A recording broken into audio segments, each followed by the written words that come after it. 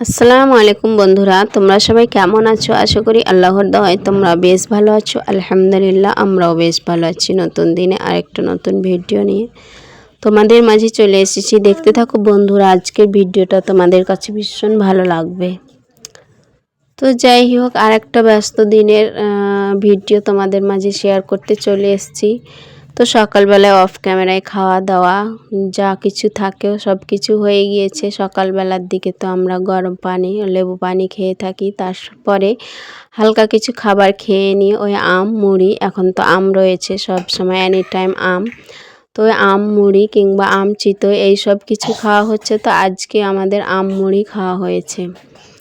তো যাই হোক, সব কিছু খাওয়া দাওয়া কমপ্লিট করে 9টা প্লাস বেজে গিয়েছিল, 9টার বেশি। তারপরে আমি ঘর গোছাতে এসেছি, আমার বেডরুমটা গুছাতে। তো ভাবছি আজকে চাদরটা উঠিয়ে নেব। চাদর পাল্টাতে আমার বেশ ভালো লাগে। 2-1 দিন পরে পরে আমি কাঁচা ধোয়া চাদর একটা করে টান টান করে পেতে দিই, তো এতে আমার না বেশ ভালো লাগে। তো যাই হোক, আমার চাদর তুলতে কোনো অলসতা আসে না, আমার খুব ভালো লাগে। একটু নোংরা হলেই কিন্তু খারাপ লাগে। তো যাই হোক, ভিডিওর শুরুতেই বলবো যে যেখান থেকে এই মুহূর্তে আমার ভিডিওটা দেখছো, আশা করব একটা ছোট্ট লাইক দিয়ে ফুল ভিডিওটা কন্টিনিউ করবে, কারণ তোমাদের একটা ছোট্ট লাইক আমার ভিডিওটা অনেক দিদি বোনেদের মাঝে পৌঁছে যেতে সাহায্য করবে। তাই আশা করব একটা ছোট্ট লাইক দিয়ে ফুল ভিডিওটা কন্টিনিউ করবে। তো যাই হোক, দিনের বেলায় ভয়েস দিচ্ছি, তো গাড়ি ঘোড়ার সব কিছুই অনেক আওয়াজ আসতে পারে, তো সব কিছু মানিয়ে নিও বন্ধুরা। আর আমায় ক্ষমা সুন্দর দৃষ্টিতে দেখো, কথার মধ্যে কোনো ভুল ত্রুটি থাকলে আমাকে ক্ষমা করে দিও। তো যাই হোক, এখানেই বাক্সর উপরে যখন কাজে এসেছি, তো একটা কথা মনে পড়লো, কি নামটা যেন ভুলে গিয়েছি। তো একজন আমাকে কমেন্ট করেছে প্রথমবার, তো প্রথমবার আমার ভিডিও দেখেছে যে বাক্সর কভারটা কিসের, সুতি না কোন কাপড়ের, তো সিল্কের। তো আমি এই কাপড়টা পর্দা কিনে বানিয়ে নিয়েছিলাম। তো 100 টাকা করে পর্দাগুলো 2টা কিনেছিলাম 200 টাকায়, তারপরে এইভাবে বানিয়ে নিয়েছি। তো পর্দার কাপড়টাও লং লাস্টিং করবে, তো পর্দার কাপড় ভালো, তো ওটাই নিয়ে বানিয়েছিলাম। সিল্কেরগুলো আগে ছিল, তো ওটা মানে আমার ভালো লাগছিল না, তো এইভাবে আমি বানিয়েছি। আগে ছিল কুচি কুচি করে বানানো, এখন আমি এইভাবে প্লেনভাবে বানিয়ে নিয়েছি। তো এইভাবেই কিন্তু ভালো লাগছে। তো যাই হোক, আশা করি আজকে যদি আমার ভিডিও দেখে থাকো তাহলে তোমার কমেন্টের উত্তর পেয়ে গিয়েছো। তো যাই হোক, এই রবার্টওয়ালা চাদর পাততে না অনেক ঝামেলা। একবার এই দিক দিয়ে পাততে হয়, আবার না হলে আবার ঘুরিয়ে পেঁচিয়ে পাততে না অনেকটা সময় লাগে। তবুও আমার চাদরটা পাততে খুব ভালো লাগে, কারণ বিছানাটার লুকটাই পাল্টে দেয় এই চাদরটা, খুব সুন্দর লাগে দেখতে। তো যাই হোক, পুরো রুমটাই বদলে দেয়, একদম ভালো লাগে আর এত সুন্দর টান টান হয়ে থাকে। তো যাই হোক, আজকে বেডরুম গোছাতে দেরি করেই শুরু করেছি, কারণ তো হাজব্যান্ড তাড়াতাড়ি ঘুম থেকে উঠে না। যেদিনকার সময় পায় ওর ঘুম থেকে উঠে যায় হাজব্যান্ড আর মেয়ে, তখন না তাড়াতাড়ি করে গুছিয়ে নিতে পারি। তো ওই দিনের কাজগুলো একদম অন্যরকম হয়। আর যখন ওই তো অন্য কাজে লেগে যায় আর বেডরুম পরে গুছাতে আসি, তখন মানে দিনটা আর কাজগুলো অন্যরকম হয়। তো আজকে নতুন কাঁচা ধোয়া চাদর একটা পেতে দিলাম, তো খুব ভালো লাগছিল আর দেখতেও খুব সুন্দর হয়েছিল। তো যাই হোক, এইভাবে আজকে দিনটা শুরু করলাম। ব্যস্ত দিন মানে সকালবেলার দিকে যত ব্যস্ত কাজ থাকার, বিকেল টাইমে তো অনেকটাই সময় পাই, তখন ঘুমাতে পারি। তো ঘুমিয়ে থাকি মেয়েকে নিয়ে, আর ছেলে তো চলে গিয়েছে, ছেলে মেয়েকে নিয়ে ঘুমিয়ে থাকতাম। তো বিকেল টাইমে তো আর আজকে থেকে তো পারবো না, কারণ ছেলে চলে গিয়েছে, ছেলেকে পাঠিয়ে দিয়েছি, ওই কারণে মনটা একটু খারাপই রয়েছে। ছেলে যেতে চাইছিল না, কেন জানি কাঁদছিল, কারণ কি যে কারণটা রয়েছে তো ভাবতে পারলাম না। তো ছেলে এবার যেন কেমনই করলো ব্যবহারটা, তো আমার ভীষণ খারাপ লাগলো। আমার ছেলের জন্য সবাই দোয়া করো যাতে তার পড়াশোনায় মন বসে আর সে ভালো থাকে। তো যাই হোক, তোমাদের সাথে কথা বলতে বলতে অনেক কাজ হয়ে গেল। বেডরুম গোছানোর কাজ, আমার বিছানাটা পাতা হলো, তারপরে চলে এসেছি মোছামুছির কাজে। আর আমার মিট কেস না প্রত্যেক দিন মুছতে হয়, যদি না মুছি তাহলে তো ধুলার আস্তরণ পড়ে থাকে আর দেখতে খুব বিশ্রী লাগে, কালারটা ওই রকম, আর ধুলোগুলো না সব বোঝা যায়। তো মোছামুছির কাজ তো প্রত্যেকদিন করে থাকি ঝাঁটা, তো এই কাজটা না আমার করতে ভালোই লাগে। তো কদিন আগে যেন কেমন জানি লাগছিল, একদমই ভালো লাগছিল না। আর পরিষ্কার পরিচ্ছন্ন থাকতে আমার ভীষণ ভালো লাগে, তো ওই কারণে আমি পরিষ্কার পরিচ্ছন্ন করতেও ভালোবাসি। আমার একটুকু অলসতা আসে না। শরীর মন যদি ভালো থাকে, সব সময় এনার্জি থাকে, তাহলে কোনো কাজই বড় বলে মনে হবে না, আর অলসতাও আসবে না। তো শরীর যখনই দুর্বল হয়ে পড়ে তখন মানে কাজটা অনেক বড় হয়ে যায় আর একদম এনার্জি আসে না কাজ করতে। তাই তো যাই হোক, এইভাবে এখন আশা করি ভালো রয়েছি, ভালো থাকবো। আর এইভাবে তোমাদের মাঝে প্রত্যেক দিন একদিন অন্তর ভিডিও দেব। তো এটাই আমার কাছে যথেষ্ট বা এনাফ। তো আমি একদিন অন্তরই ভিডিও দেব। তো যাই হোক, প্রত্যেক দিন দেওয়ার চেষ্টা করলেও পেরে উঠছি না। মেয়ে এখন ছোট আর পড়াশোনা করাতে হয়। তো হাজবেন্ড শুধু বকাঝকা করে, মেয়েকে সময় দিই না, পড়াশোনা করাই না। তো ওই কারণেই ছেলে বাড়িতে থাকলো, ছেলেকে পড়াশোনা সেই রকমভাবে করাতে পারলাম না, কাজের চাপে, আর শরীরটাও ভালো ছিল না ওই কারণেই।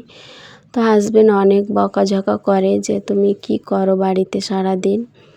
আমাদের ওই তো সংসারের কাজগুলো তো তাদের চোখেই পড়ে না যে আমরা কি কাজ করি, আর আমাদের এইভাবে কাজ করতে করতে দিনটা যে কিভাবে চলে যায় আমরা বুঝতেই পারি না।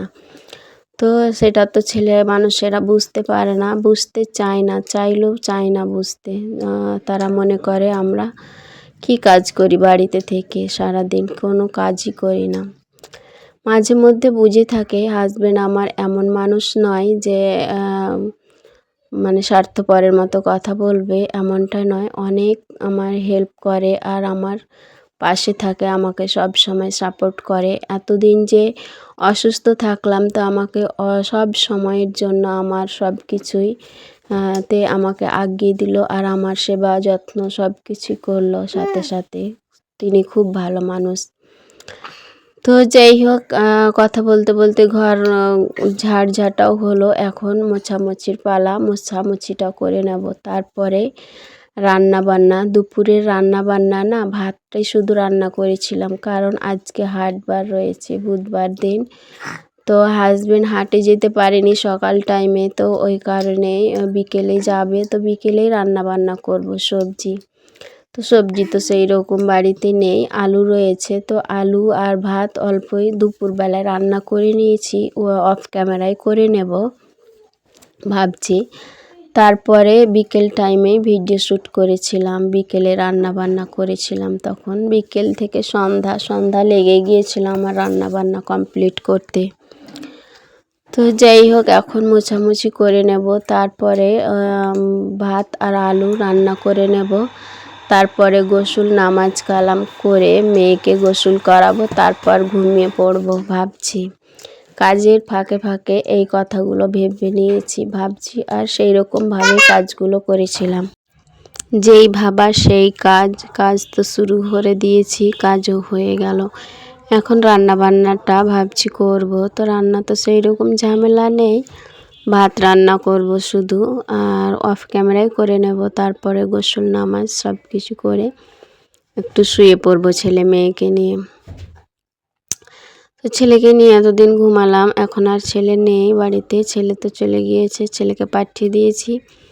আর তারপরে দুপুরবেলায় ঘুমানোর পর সব কিছুই কমপ্লিট করে খাওয়া দাওয়া তো সেই রকম হয়নি। দুপুরবেলায় ভাত রান্না করেছিলাম, মাংস রয়েছে, মাংস খেতে ভালো লাগে না, তো এখন মাছ নিয়ে এসছে, মাছ রান্না করব, আর বেগুন। তো এখানে ব্যাম মাছ নিয়ে এসছে, আর অল্প চিংড়ি ছিল, আর গুচি মাছ, আমরা গুচি মাছ বলে থাকি, ছোট ছোট মাছগুলো, আর সাথে শিং মাছ ছিল। তো এই মাছগুলো আনা হয়েছিল, তো এখন আমি ভাজি করে নিচ্ছি। তো মাছের মধ্যেও কীভাবে যে রান্না করব কোনটা ভাবছি। তো চিংড়ি মাছ আর বাইম মাছগুলো ভাজি করে রেখে দেব, ছেলে মেয়ে ভালো খায়, তো ছেলে মেয়ের খাওয়ার জন্য রাখবো, ছেলেকে দিয়ে পাঠাবো, আর মেয়ে অল্প রাখবো, মেয়ে খাবে আর আমারও বেশ ভালো লাগে এইভাবে খেতে। আর শিং মাছগুলো আর বাইম মাছ, বড় বাইম দুটো ঝোল, পাতলা ঝোল বানিয়ে নেবো। একটু ঝোল না হলেও হয় না, তো হাজব্যান্ড শুধু খ্যান খ্যান করে ঝোল না থাকলে, তো ওটার পাতলা ঝোল বানিয়ে নেব এই ভেবে রান্না বান্না শুরু করেছি। তো আজকে রান্না বান্না সন্ধ্যাবেলায় রান্না করেছিলাম, বিকেলে রান্না করতে শুরু করেছি, মানে মাছ বাছা, ধোয়া, কাটাকুটি এই সব কিছু কমপ্লিট করে রান্না করতে সন্ধ্যা প্রায় হয়ে গিয়েছিল। তো যাই হোক, এখন চিংড়ি আর গুচি মাছগুলো ভেজে নিলাম, আর বাইম মাছ ভেজে উঠে রেখেছি, শিং মাছের সাথে পাতলা ঝোল করে নেব। তো তারপরে একটা বেগুনের তরকারি বানিয়ে নেব। আজকে ছিল এই সব কিছুই রান্না বান্না। তো আজকে সকাল থেকে সন্ধ্যা পর্যন্ত কি কি কাজ করলাম সেগুলোই তোমাদের মাঝে শেয়ার করলাম। তো যাই হোক, এই রান্না বান্না থেকে তোমাদের কাছ থেকে বিদায় নিয়ে নেব। ভালো থেকো, সুস্থ থেকো, সবাই হাসি খুশি থেকো, এইভাবে আমার পাশে থেকো। তো যাই হোক, আজকের খাওয়া দাওয়াটা জমে গিয়েছিল, রাত্রিবেলায় খুব ভালোভাবে খাওয়া দাওয়া করেছি, বেশ দারুণ হয়েছিল, ভীষণ টেস্টি। একে তো মাটির চুলায় রান্না, আর বাটা মশলা আর সব কিছু মিলিয়ে মিশে একদম খাওয়া দাওয়াটা জমে উঠেছিল। তো যাই হোক, বেগুনের তরকারিটাও বেশ ভালো হয়েছিল, অনেক দিন পরে এইভাবে খাওয়া দাওয়া হলো। তো যাই হোক, রান্না বান্না হলো, সব কিছু হলো, খাওয়া দাওয়াটা জমিয়ে করে নেব। এখান থেকেই তোমাদের কাছ থেকে বিদায় নিয়ে নিলাম। ভালো থেকো, সুস্থ থেকো, সবাই হাসি খুশি থেকো, আর এইভাবে আমার পাশে থেকো। আসসালামু আলাইকুম, ভালো থেকো।